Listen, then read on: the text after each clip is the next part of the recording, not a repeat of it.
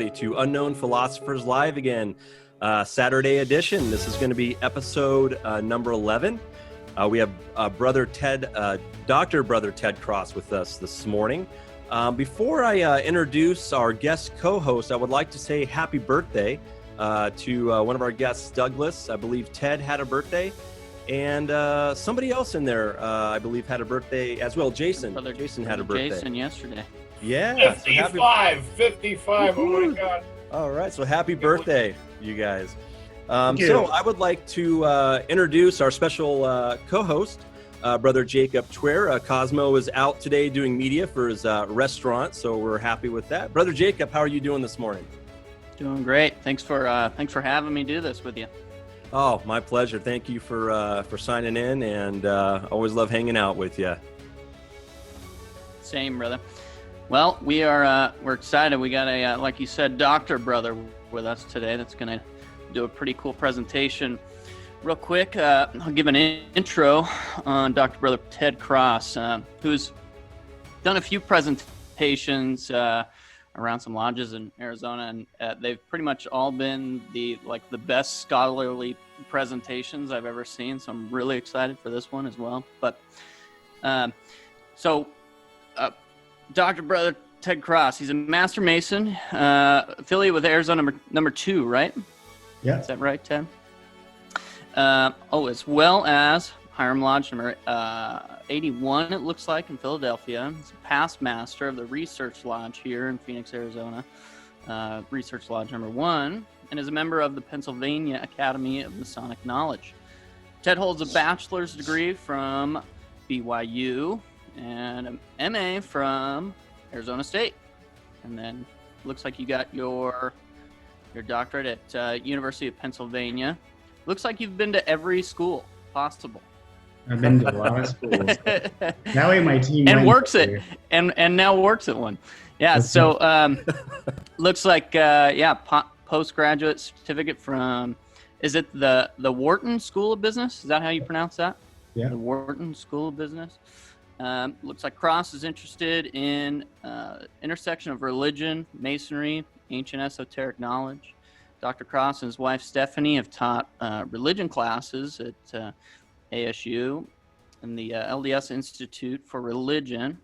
And it looks like professionally, Dr. Cross is associated, is the associate dean of the business school at WGU, which is like a really cool. It's mostly online, right? That's right. Yeah.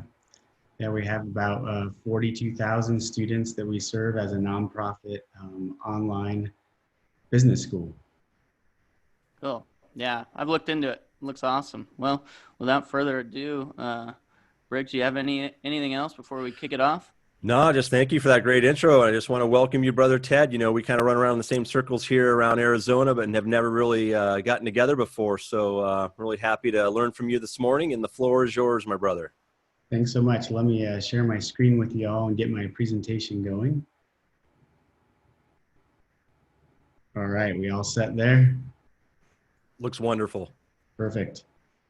So I wanted to talk a little bit about work-life balance, if you will. You know, a lot of times we'll dig into how does Freemasonry and some of the principles we learn inside the fraternity apply to our daily lives, and how can we apply it now when we're all in this pandemic quarantine lifestyle that we're living? How can we apply some of the lessons from Freemasonry, modify those to apply to our current situation?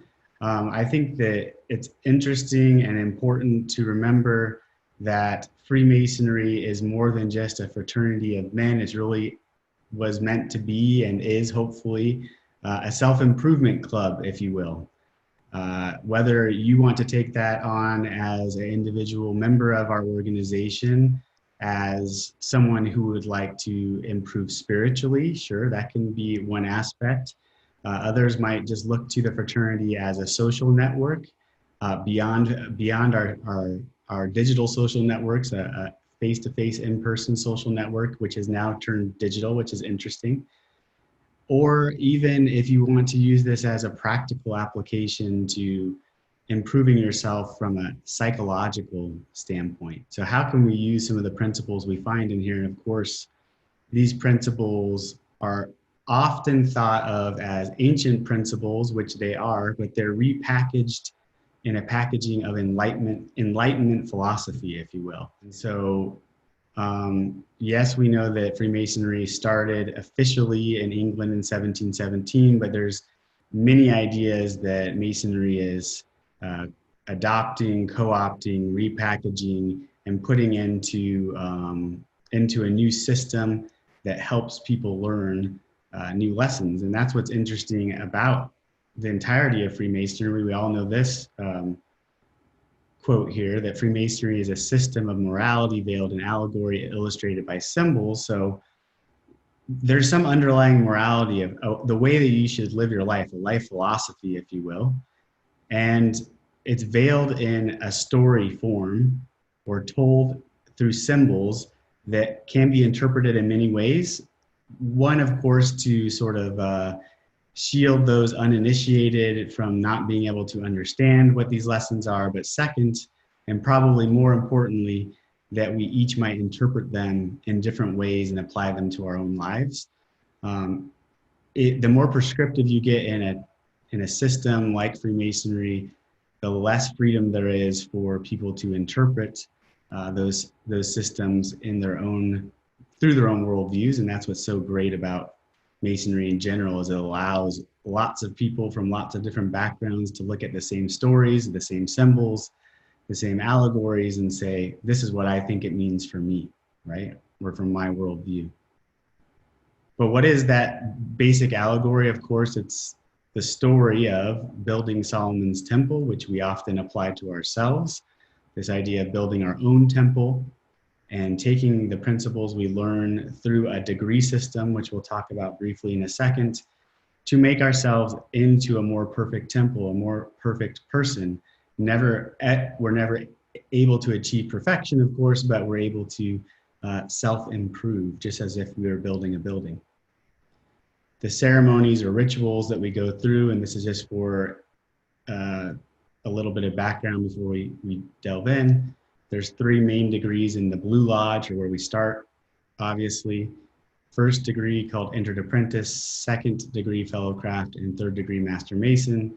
And what I want to focus on today is some of the lessons that come out of the Entered Apprentice or first degree ceremony. Now, Brother Briggs or Jacob, did you want to add anything here or questions before we keep moving along and delve away from Freemasonry into some of the scientific study of time management? Not for me. You got my attention. I can't wait to see what you dive into here. So how about you, Jacob? No, same here. I'm ready for whatever's next. I'm hooked. And for everybody else, feel free to ask me questions along the way, because I think that's the most interesting conversations we'll get out of this experience. So in that Entered Apprentice ritual, and that's another interesting thing to note about Freemasonry, is that it's experiential learning. In other words, you are physically moving through and taking a role in a play, if you will, that we present in ritual form. Often you are the protagonist, the chief architect of the Temple of Solomon, Hiram Abiff, but sometimes you're just yourself moving through the degrees. And in one of these degrees, the first one, you're presented near the end with some working tools. Of course, Freemasons use these tools in a symbolic way, not in an operative way like the operative Masons who actually built cathedrals. So we have the 24-inch gauge and the common gavel. And so, of course, in the operative sense, the 24-inch gauge was used to lay out the work, right? And to draw up plans and to measure things, and the common gavel to knock off rough edges, if you will, of stones so that they fit, and to hammer things into place. But we're taught in the Entered Apprentice degree as Freemasons to use that 24-inch gauge or ruler as as a different symbolic, for a different symbolic meaning. And so we are taught to use it to divide our time into 3 equal parts. So the gauge becomes not a physical ruler of measuring out plans for buildings, but now it's about how do you apply 24 increments and divide it into 3 equal parts to manage your life, right? Or your time. So we are taught 8 hours for service to God and distress-worthy brethren, 8 hours for our usual avocations or work, and 8 hours for refreshment and sleep. It's all very tidy, isn't it? Very tidy. And this is one of the lessons when I was going through the first degree in Freemasonry way back when in Philadelphia that I really remembered because I related to it, right? Because I was 10 to 15 years, 15 years younger than I am now, and really was thinking about how can I fit everything into my life that I want to on a day-to-day basis. And this was an interesting pattern, dividing things into 3. The other question is, why do you think that, why is it divided into 3 here? Like, any ideas? Seems pretty, is it arbitrary? What do you guys think? I know a lot of lessons in the past, they use 3s a lot. Gosh, that first line there, I keep looking at that one. I'm like, boy, if we could get that one down. 8 hours for service to God and distress-worthy brethren, yeah. Yeah, or just spending time with God every day. You know, I think that's something that's really important in that plan. How about you, Jacob? Sorry, I had to get my sound on there. Other than the simple fact that Freemasons, or at least the architects of our degrees, really liked the number 3, I think it just probably fit quite nicely to go that route. I think those 3 divisions, each Mason can kind of interpret in their own way, which is something you kind of started with, Dr. Ted, was there's a bit of subjectivity to our lessons, and we get to kind of navigate these general umbrella parameters per se, the best way we see fit, which is cool. So I think that those 3 aspects of the 24-inch gauge, being 8 hours for service to God and our distress-worthy brethren, 8 hours for work, and 8 hours for refreshment. There's a lot that can be encompassed within that, and it fits nicely. It works. It's almost archetypal in the way that we get to kind of interpret it, and it might speak to each person, in a different way, which is very Masonic. Yeah, it's very individual. I think that for me, there's some interesting things that start popping out. Of course, 3 in sacred numerology is this idea of perfection, or Father, Son, Holy Ghost, or Father, Mother, Son, whatever way you want to interpret that 3, right? And also as sort of as a interesting mathematical number as well, 3. And then you have the law of thirds in design, for instance, which says that, look, if you want things to be proportional, it should be laid out in thirds, right? So it's all, and if we take this idea of the repackagers, is what I call them, of the ancient mysteries and the Enlightenment period that are coming up with this system that we now call Freemasonry, here's a great way to see them taking neoclassicism and inserting it into a modern system. Well, modern then, still sort of modern for us today, right? This idea of, look, when you built a building, you would follow these kinds of rules. And so when you're building yourself, you should also follow these aesthetic rules, right? This is about aesthetics.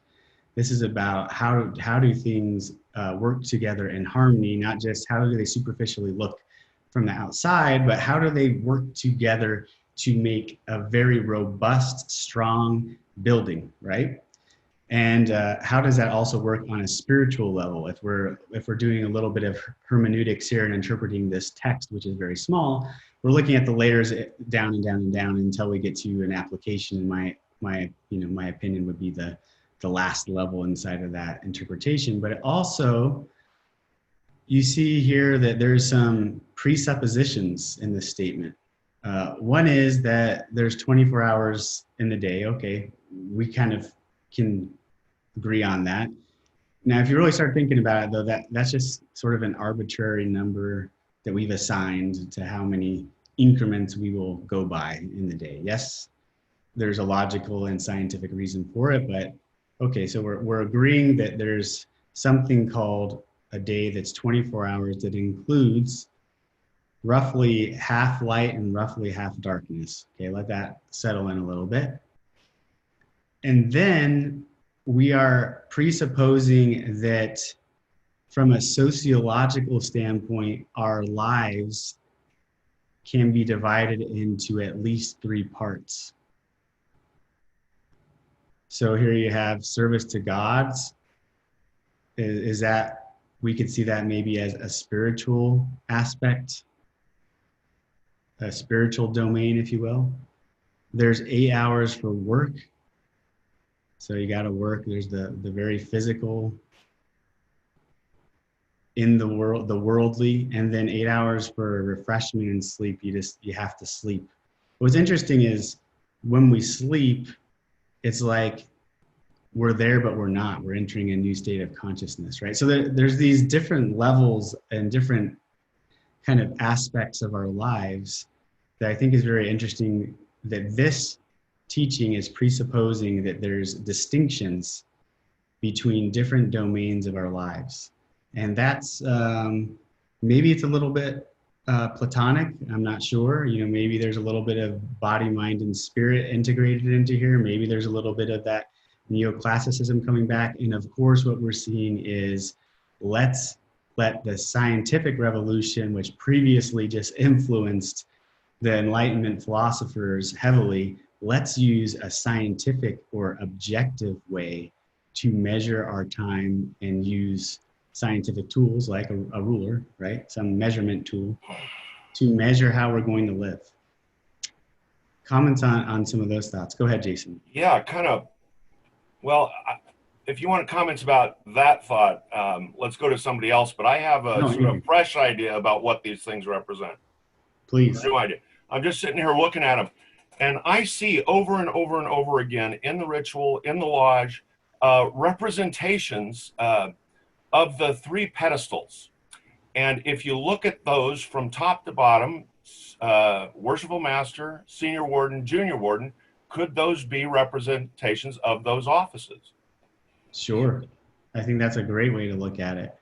And like, what does the master represent here? What does the senior warden represent? What does the junior warden represent? I mean, you even have words that are associated with those pedestals in those sentences, right? Very interesting. I hadn't thought of it that way. That's good. Another insight I saw too. That's wonderful, Jason. That and another insight I saw too was, you know, at the end of the Emerald Tablet, the author Hermes Trismegistus, he said, you know, he's mastered these. He's actually said he has mastered these 3 philosophies. That is pretty neat. And like you said, Ted, again, these are 3 different states. You have a sleep, maybe an awake, and an awakening. You know, these are 3 different dimensions we live in.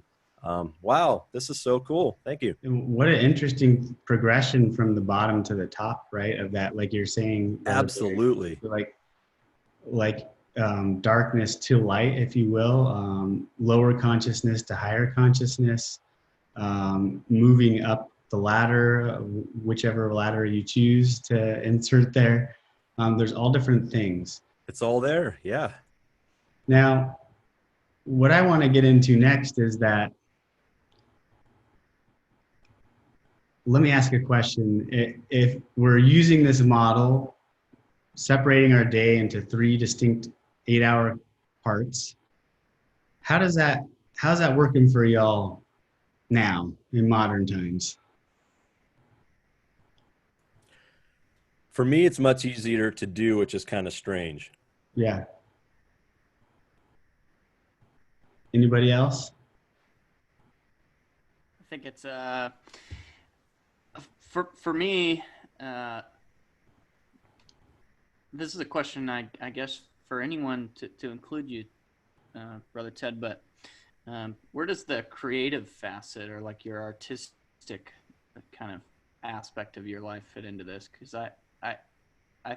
I see that as like of equal importance. The creative, fiat, the want to create artistically or involve yourself in something that doesn't seem like it quite fits right into work or maybe refreshment but maybe service to God. It like kind of fits in all those, but kind of not. It's kind of pervades all three of them. Jason, it looks like you got something to add there. You hit it, Jacob. It's in all three. It's in all three. Yeah, I think so too. But to answer your question, Ted, I think if this is like the goal, if this is perfection, none of us maybe attain it perfectly all the time. Certainly not myself, but I think I do feel better when I do get into a rhythm. Sure. I start to feel better when I get into some rhythm, whether it's, eating better every day. And actually, I guess to sum that up is being mindful about my day to day, actually being conscious about what's going on in my life day to day, rather than just kind of going through the motions. And I think that's one thing to notice about the teachings inside of Freemasonry, as we mentioned before, is that they're principles. And principles can be applied in many different ways to accomplish the same thing, right? And so we are laying that out. And, a couple of years ago, The Economist had this interesting article, and they talked about something called confetti time.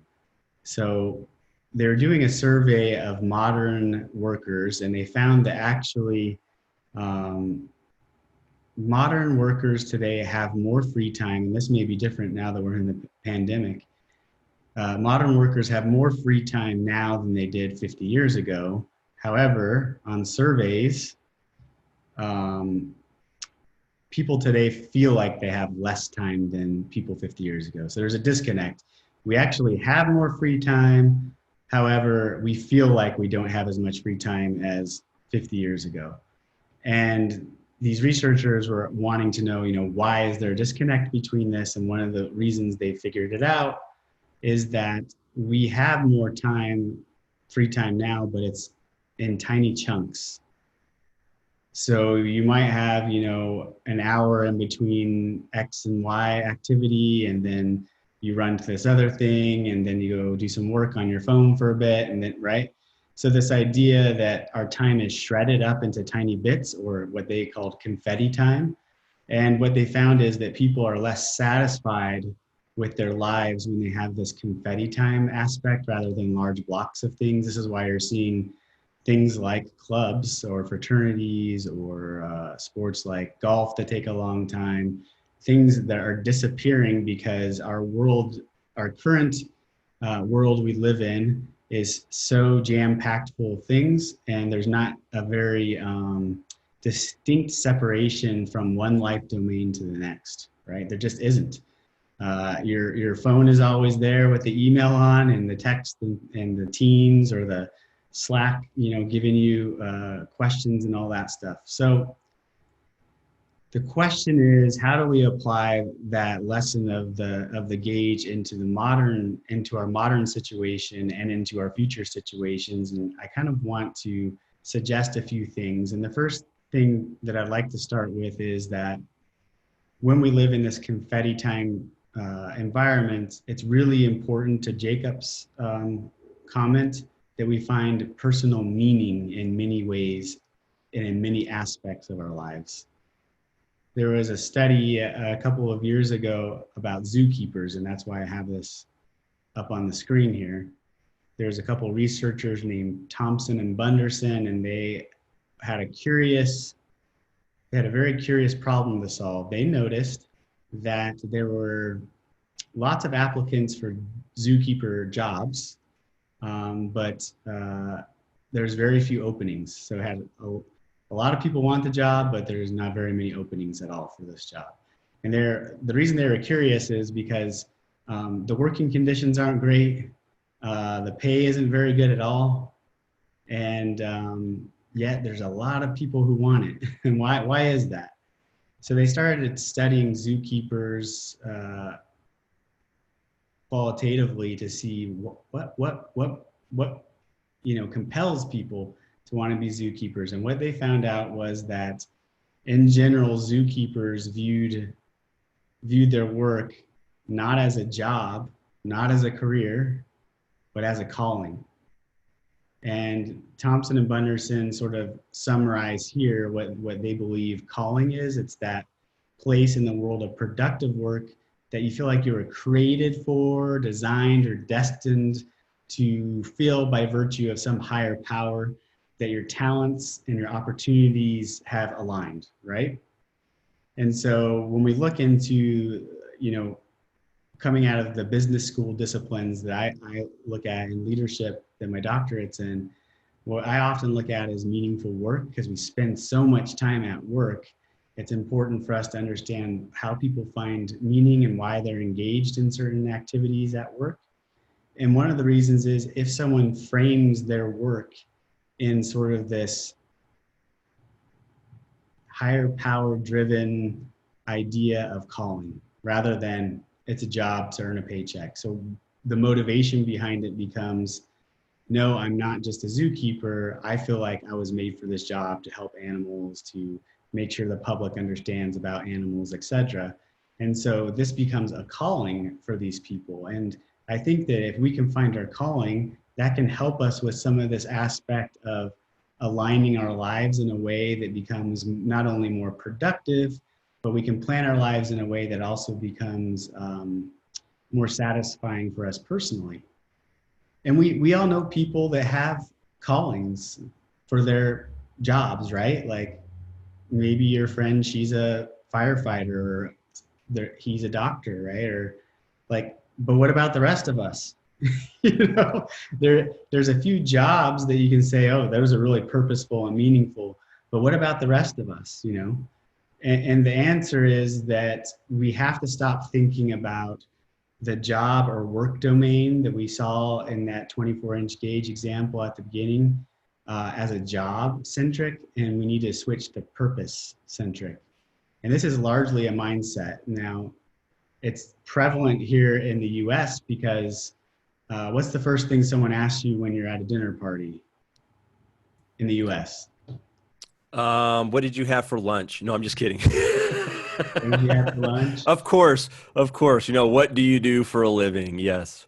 What do you do for a living? Which is really just a shorthand for saying, how much money do you make, and should I pay attention to you or not, or care about you? How much social capital and status do you have?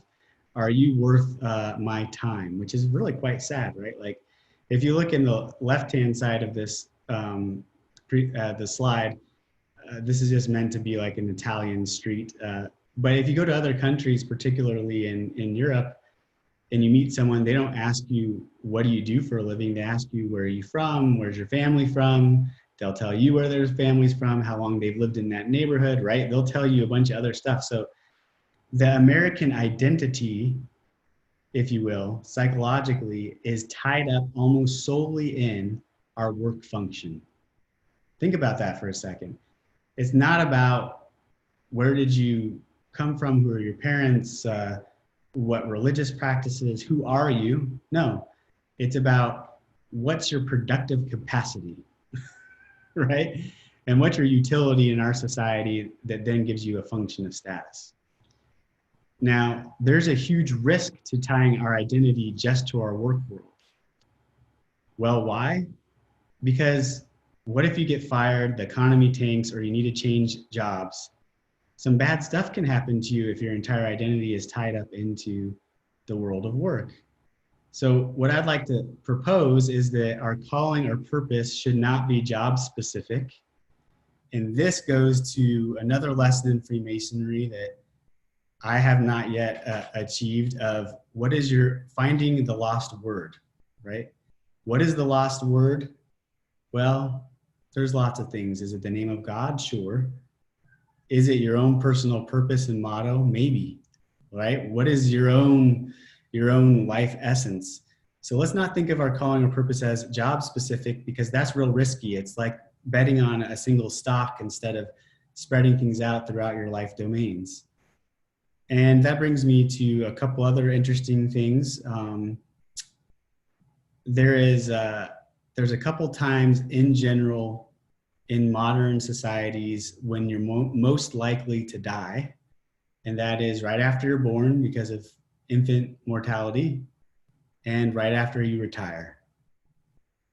Now, why would it be that right after you retire from your official American, if you will, corporation, why would that be a risk? Your whole life just ended because everything, like you said, was tied up into it. And yeah. You seem to have lost purpose. Yeah, your purpose seems to evaporate. You lose your friends. And Douglas, that's a really important one, is the social network that many of us count on, even subconsciously, right, from our work environments, has now often disappeared. And this is one reason why some researchers believe that women have longer lives, because they're more intentional about cultivating social networks outside of the workplace. And many men, not all, tend to rely on work as their sole social network. That's why things like the Masonic fraternity or other organizations can be really important, right? Is because it can serve a social function and help people stay engaged with life and with something that has a lot of meaning. You know, in Japan, they have a concept called Ikigai, which is this idea of life force. And everyone has an Ikigai, and they use that to sort of enrich their lives and their communities, whether that is a lifelong desire to garden, to do bonsai trees like I grow, or to do something. It's not just about a hobby, it's about what is sort of your life purpose and how can you pass this on to the next generations. So meaning is super important, to not only from like making us happy and productive, but also keeping us healthy, right, and around. So the question is, how do we find this kind of calling? How do we make our work more meaningful? And I like to point to a sort of seminal event in my education. When I was at the Wharton School, I got to study with Dr. Stuart Friedman, and he wrote a book called Total Leadership. If you haven't read it, it's a great one. Total Leadership, you can look it up. And he taught us some interesting things, and one of them was quite shocking to most of us, and it was a new mental model. And this is where we'll see some compare and contrast with the lessons of the 24-inch gauge or the 24-inch ruler. Dr. Friedman would say, listen, you need to stop talking about work-life balance. And we said, what are you talking about? And he said, it's not a good model. And we would argue with him about this, right? And he said, you need to think about it in a different way, because balance implies a zero-sum game. In other words, if you put one thing on one side of the scales, think of the old scales, right? If you put one thing over here, you have to put something else over here. If you take something away here, you got to take something away here to keep it in balance, right? It's zero sum. It's got to equal equilibrium. And so he said, so let's see how your balance model works out. You only need about 10 hours for work a day, probably, even if it's broken up into those bits like we've talking about, right? Then let's say you need 10 hours for self, well, maybe we call that refreshment and stuff, right? Then you need only 10 more hours for family, and then 10 hours for your community or service to your worthy brethren and to your God, right? So just 40 hours a day, by 40 hours a day, you can have a balanced life. And part of that is largely driven off of the fact that we all in modern society have lots of work to do to survive, either to survive or because it's just so prevalent and it's there that we latch on to that. So he said, stop thinking about balance and let's start thinking about integration instead. And this is a way to reinterpret those three distinct domains we talked about. And I think this gets to Jacob's question about where does my fiat or my creative juices get to be expressed in these models. And so you could reimagine that there's 4 compartments of your life: home, work, community, and self. And rather than trying to balance them, we're trying to integrate them together. We're trying to find a way to align them rather than balance them out. Because if we try to balance them, then whenever we take something from one of those circles, we have to take it from the other. And there's really a couple different strategies for that. The first is that if we have a personal purpose that we've been talking about, if we find sort of what drives us, we can find integration across all of these domains instead of just tying up our identity in one of them, which is work. So if we say, I am a teacher, I am a carpenter, I am a web designer, whatever, right? That I am is tying your identity up in work. But what if you zoom that out and got a little more general? Could you find a personal purpose that would work across many domains? And so how can you do that? And this is a practical example. I was talking with my wife a number of years ago. This is a little old now. And we decided to do some qualitative research.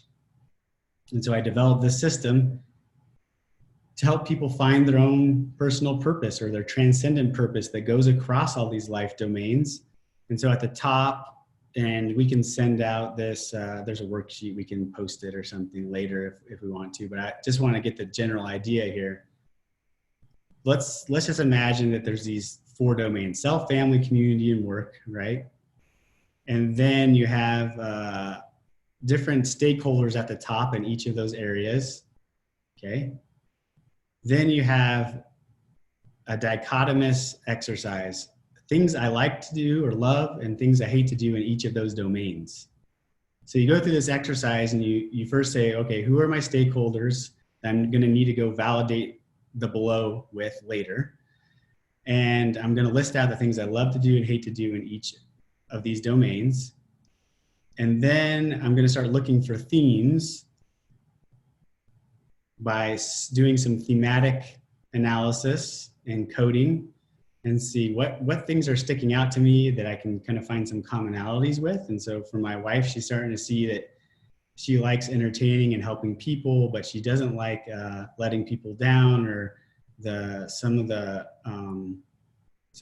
more legalistic aspects of real estate, which she's in, right? But she loves the relational part and some of the other parts outside of her job, of photography, etc. And so she started to bring those all together and look for themes, and she found, okay, well, maybe one of my themes is that she loves being with people or doing things for others, helping, has a helping personality. And remember, these are themes that aren't job specific, but across all domains. And I kept asking her, well, why do you do all this stuff? Why do you love to serve people? Why do you love to be creative? And she finally looked at me exasperated and said, I just like to make people smile, right? And that is her purpose, if you will. And it works when she's doing real estate, right? It works when she's volunteering in our church community. It works when she's doing photography on her own, right? In the self domain. It works in all of the different domains because it's broad enough to encapsulate that and to help us have a driving force of our purpose. You know, my purpose really is to help people think and think differently. I want people to re-examine things from a different aspect. But I used to think that I was just a teacher, right? And that works pretty well at work. It didn't work really well when I got into administration because my direct reports didn't want to hear a lecture about X, Y, and Z management philosophy. And it didn't work so well when I came home and started pontificating about different subjects all the time to my wife, right? But when I stepped back and said, what is it about these different things that I like? I want people to think and think differently.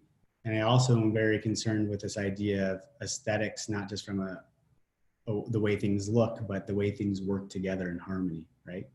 So those kind of principles can be very important. If we can find those, we can start to integrate our lives rather than just trying to balance them, which doesn't often work very well. And the problem with the balance model is that I think, Jacob, you mentioned that in the first degree, we're learning about these, dividing our time into 3 equal parts, which is an ideal, which most of us will never achieve very frequently. There'll be days when we could do that, right? Or we can rearrange our lives and sometimes get more of that. However, I often think it's more detrimental to have unattainable goals than to have no goals at all. Because if people keep seeing they can't achieve it, they'll just quit. So how can we adapt that to our modern day lives to make it more attainable? And I would say, well, first and foremost, let's remember that these are principles which are presupposing, one, that there's different domains or aspects or categories of your life. You define those how you want to. Second, don't tie your identity to any one of those single categories. Third, find a purpose that transcends all those categories to invigorate you throughout each of those categories. Fourth, make sure that you are taking time and energy to plan those areas of your life in a creative process, right? So think about them consciously. And fifth, making sure that we are seeing all these things as flexible and not fixed.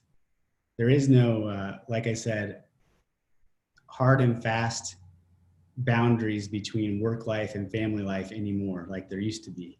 Sometimes we can create some. That's good idea sometimes, I'm working from home here. Sometimes my wife says, "Where have you been?" And it's because I took a minute to read a book after I was done with work, right? At the same desk or in the chair over there, right? Before I went to the other part of the house. And that's a good idea. So for me, what's interesting about all of this is this notion that we can take symbols that, yes, may have been repackaged neoclassicism from the Enlightenment period, transport them into modern life and reapply them in imaginative ways that can help us build ourselves into better people. And I think in many ways, there's the spiritual, obviously, that I'm very interested in inside of our fraternity, but also the practical application that lines up with some of the leadership science and management science that we're now studying in disciplines like business. So I'll stop there and I'd love to take questions. All right. Well, thank you so much for that presentation, Brother Ted. I got a lot out of that, actually. I got a whole bunch. Before we take questions, I would just like to say, it is so important to find that thing that gets you up in the morning. I have recently found it. So I'm experiencing all these new things, especially what you said about kind of the freedom of the thought. Once I decided this is what God made me for, these are the things that make me happy. These are those little things. Let me put them together. Wow, I'm an author. I love to write and I love to do lectures on spirituality. Yeah. That's what gives me energy. I woke up this morning like at 7 o'clock, took a shower. I was ready for this show. I couldn't wait to get on here and listen to your lecture. I scoured the earth for it, So I would really recommend people go back and look at this process that Brother Ted has put together for us. I always look at this stuff as alchemy. As you do these things, you are changing the chemistry of yourself, even in the mind, even in minor areas. Your process that you have here is wonderful. I wish I would have had that when I was about 35 years old, because I would have used it. Sure. I definitely would have used it. Let me think if I have a question here for you. Gosh, that was so good. During COVID, do you think right now is a good time for people to really nail this down? A lot of people have lost their jobs. They've lost that position that they were tied up into. Do you think right now is a good time to say, look, this might be a good time to dial this down? And, you need to make money. Money makes the world go round. But at the same time, what do you think about that? I think that's a really good segue. I mean, in many ways, it's human nature not to change until change is thrust upon us, if you will. And we're all in a period of change and it's affected us in different ways depending on your profession. And I think that this can be a reflective time. So we all know that, you know, depression rates are going up. There's social isolation. There's things we can do like this, like Zoom and other meetings that we can do that can help create some of that social connection. But I think that beyond that, one thing we can do is use this space, if you will, to start to examine what is it that you really want out of life. I mean, how many of us have realized how detrimental our 30 to 40 minute commute has been to our lives now that many of us, not all of us, have not been commuting as much? How many That's of us huge. have realized that working in a home setting has a lot of advantages and disadvantages, a lot of advantages and disadvantages. And think about this idea that, you know, I've been thinking about this for a while. It wasn't until the Industrial Revolution that work and home weren't the same place, right? This is a new invention we came up with. And sort of this 8 hours that we just talked about in the 24-inch gauge, that's not even an Enlightenment idea. Well, I guess it is. It's really an Industrial Revolution idea, right? It was, okay, we're not going to burn out you workers. We'll have a 8-hour day. And the union said, hooray, we can have a beginning and end to our workday. But for the first time in history in the 1800s and the 1900s, people went to work. They left their home and went to work. That wasn't how it worked. I think Benjamin Franklin, our brother we often talk about, right? What is he doing? He's going downstairs to his printing shop, right? And basically that's what a lot of us are doing now. We're going into the other room to our printing shop. Yeah. And we're discovering that it takes a lot more discipline, I think. And also that there's some disadvantages that we haven't been used to. It's made us confront some things that we haven't been used to. So I think that looking at our lives and sort of figuring out what is it that I love to do that's going to invigorate me, that's going to make me a person that is, you know, that other people can tolerate since I'm home so much, and also that can help make the money that you need to make and move forward, you know. Brother Douglas. Thank you. I once had a boss when I was in my 30s who, when we talked to them about difficulties, he would talk to us about opportunities.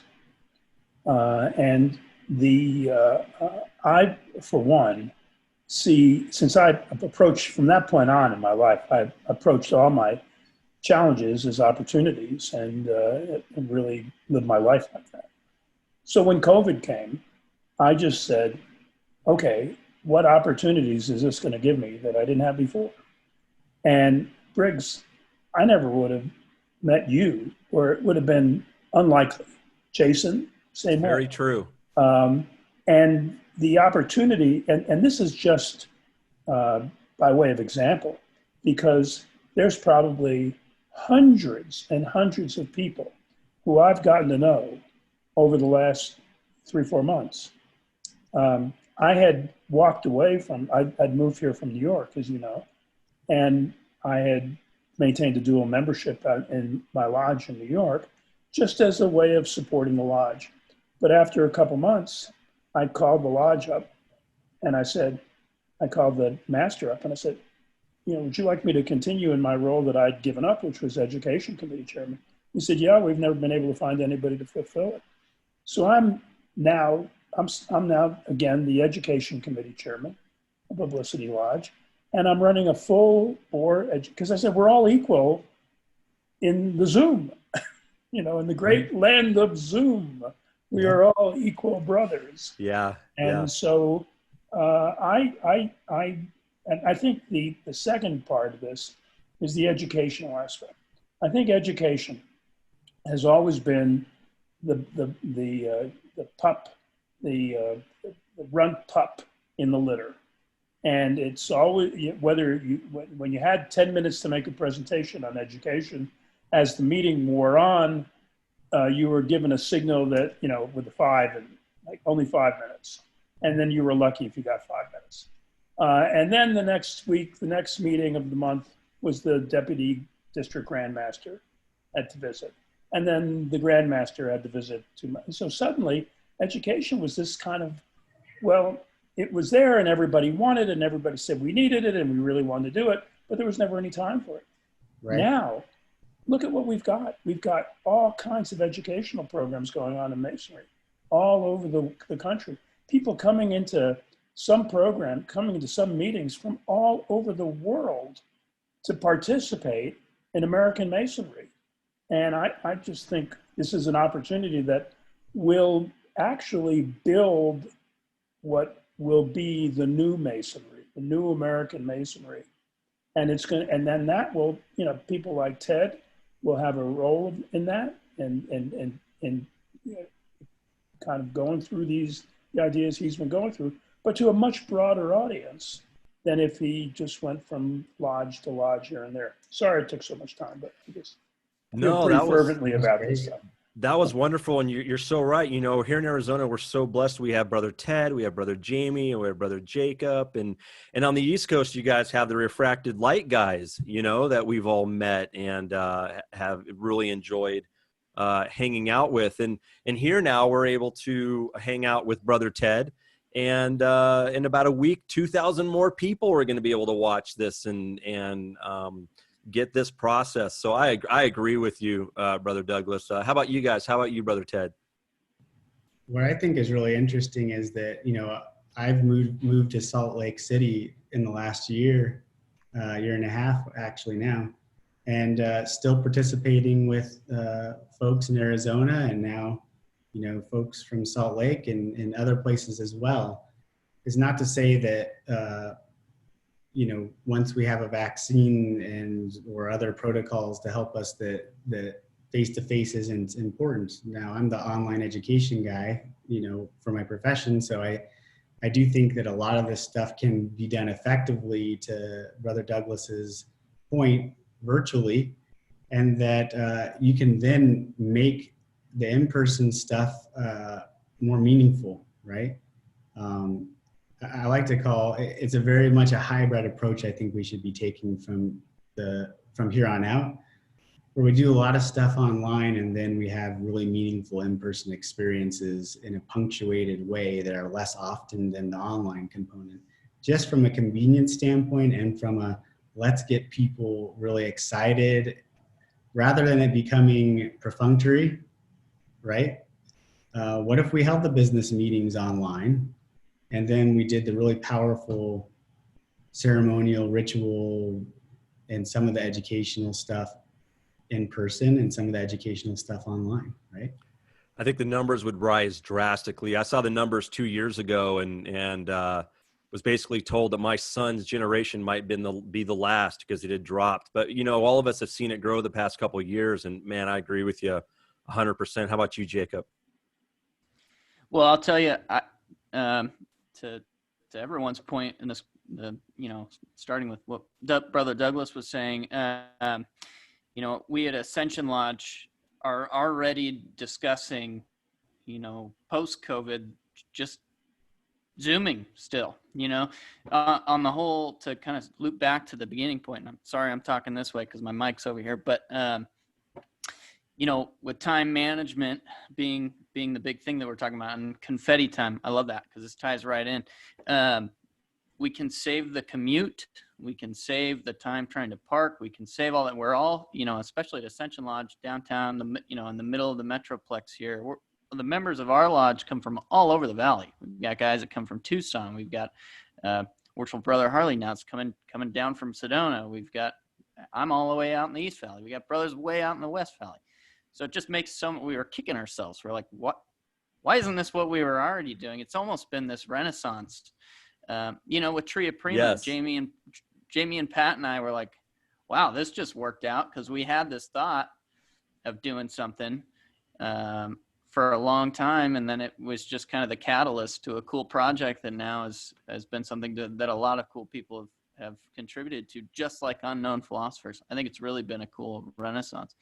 And I love, and I know we're getting down to the wire here. I'll be quick. We got about 5 more minutes, but it seems so obvious now that like compartmentalizing the parts of our lives seems quite ridiculous.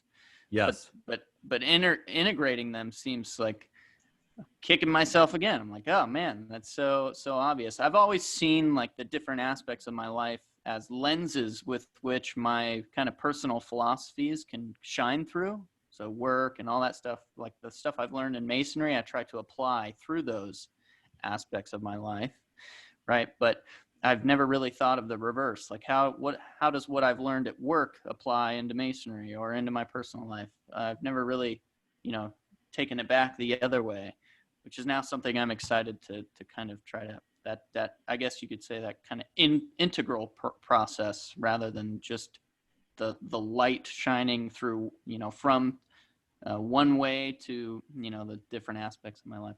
It was a great presentation, Brother Ted. I really loved it, and what everyone had to say, Douglas and Jason, Briggs, all you guys, I love learning from, because it's been a constant learning process for me. Joined masonry when I'm 19, and it's just been like overload. And every time we do something like this, it's just another synapse. It's like bursts. It's awesome. So thanks again, Ted, and thanks Briggs for having me do this with you. Thanks for having me. I love learning with you guys. Does anybody else, we've got a couple minutes left here. Would anybody else like to jump in and maybe ask Brother Ted any question? How about Miguel? Would you have anything to add today, my brother? Hi, all of you guys. Dr. Ted, I have a question for you.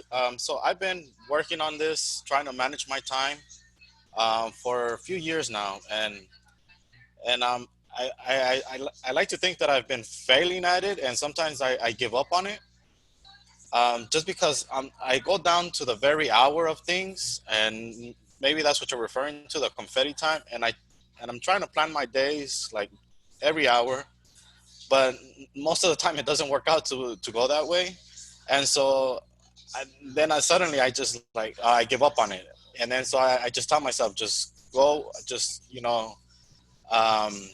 try to live life in the present moment and adjust to what comes to you.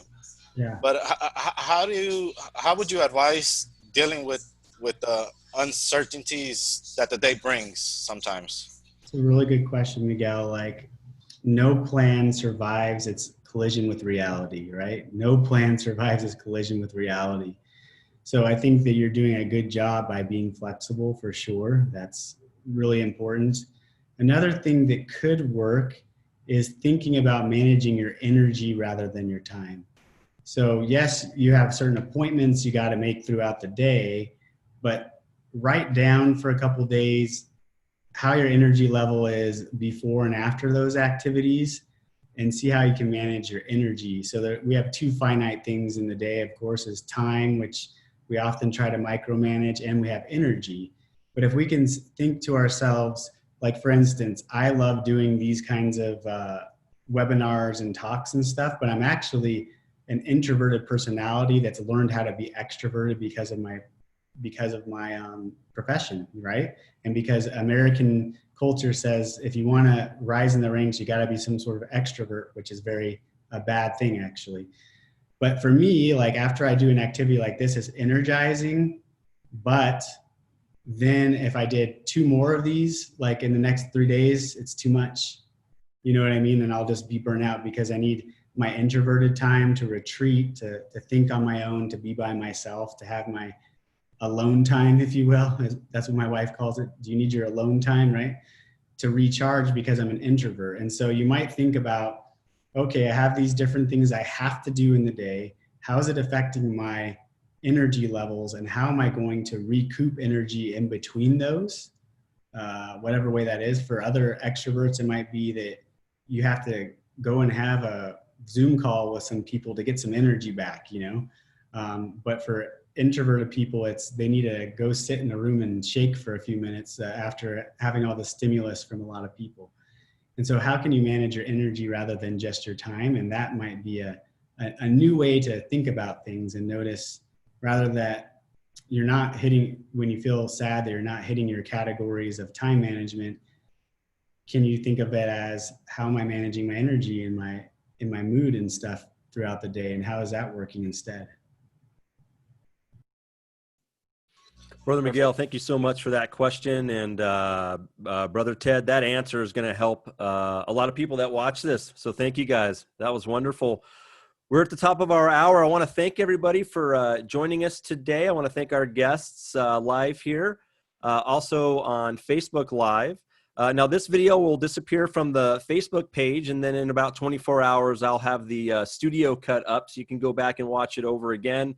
Again, remember that process that Brother Ted shared with us today. That is priceless.